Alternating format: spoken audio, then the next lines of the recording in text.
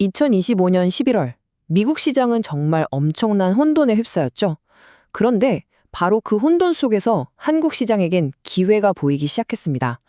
오늘 이 부분 한번 깊게 파고들어 보겠습니다. 이번 시장을 한마디로 정의하자면 바로 이 지킬 앤 하이드가 아닐까 싶어요. 왜냐하면 시장이 정말 두 개의 인격을 가진 것처럼 극과 극의 모습을 보여줬거든요. 한쪽에서는 공포가 시장을 잠식하는데 다른 한쪽에선 또 놀라운 기회가 싹트고 있었던 거죠. 생각해보세요. 미국 역사상 가장 길었던 정부 기능 마비, 즉 셧다운이 공포를 만들고 있었는데 바로 그 시점에 블랙 프라이데이 매출은 사상 최고치를 찍었습니다. 완전히 반대되는 두 사건이 동시에 일어난 거죠. 과연 이 기이한 현상이 우리 한국 투자자들에게 던지는 메시지는 무엇일까요? 지금부터 그 의미를 하나씩 짚어보겠습니다. 자, 그럼 먼저 시장의 어두운 면, 하이드에 해당하는 부분부터 시작해볼까요? 바로 미국에서 시작된 불확실성의 안개입니다. 10월 1일에 시작된 미국 연방정부 셧다운이 무려 43일이나 이어졌습니다. 이건 2018년의 기록을 훌쩍 뛰어넘는 역대 최장 기록을 갈아치운 거예요. 이 기간 동안 거의 90만 명에 달하는 연방 공무원들이 강제로 휴직에 들어가면서 경제에 미치는 타격도 정말 상당했죠.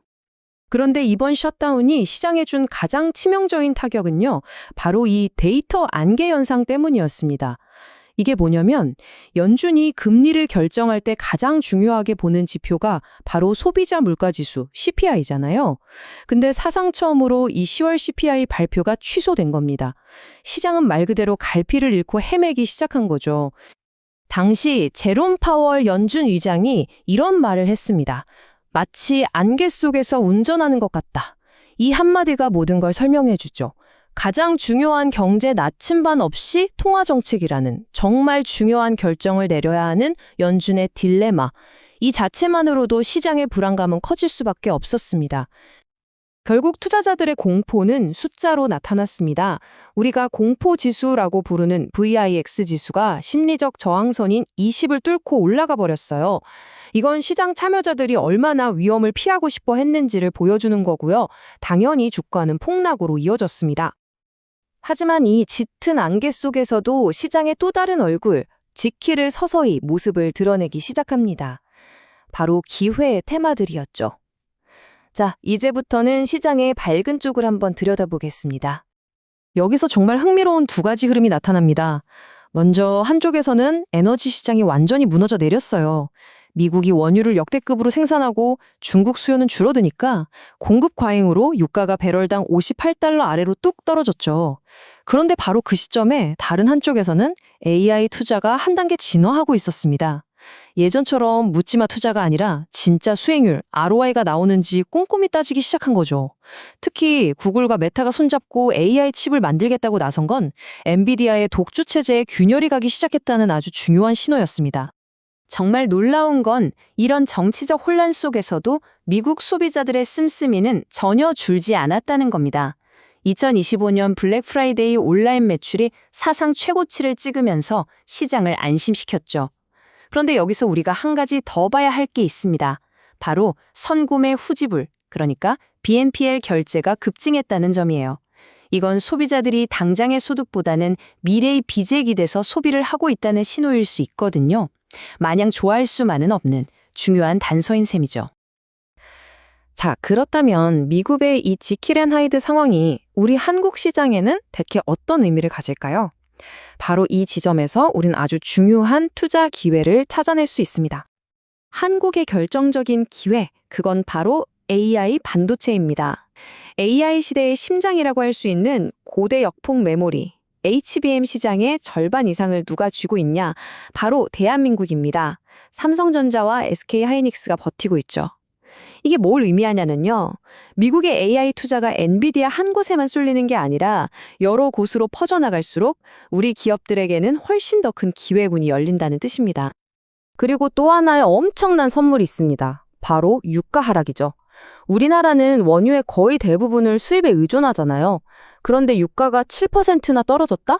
이건 연간으로 따지면 무려 10조 원에 달하는 비용을 아낄 수 있다는 계산이 나옵니다. 그리고 이건 고스란히 우리 수출 기업들의 가격 경쟁력으로 이어지는 아주 큰 호재입니다. 자, 지금까지 살펴본 이런 거시적인 흐름을 바탕으로 2026년을 내다보는 구체적인 투자 아이디어 지금부터 하나씩 풀어보겠습니다.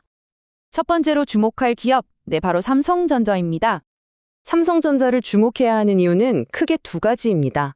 첫째는 다들 아시겠지만 AI 시대의 쌀이라고 불리는 HBM 시장의 절대 강자라는 점이죠. 근데 둘째 이유가 더 중요합니다. 구글 같은 빅테크 기업들이 이제 엔비디아에만 의존하지 않고 자체 칩을 만들려고 하잖아요. 그럼 그 칩을 누가 만들어주겠어요?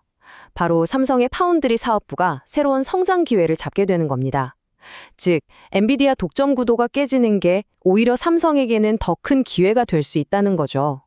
바로 이 점이 삼성을 AI 칩 생태계 다변화의 최대 수혜주로 꼽는 핵심적인 이유입니다.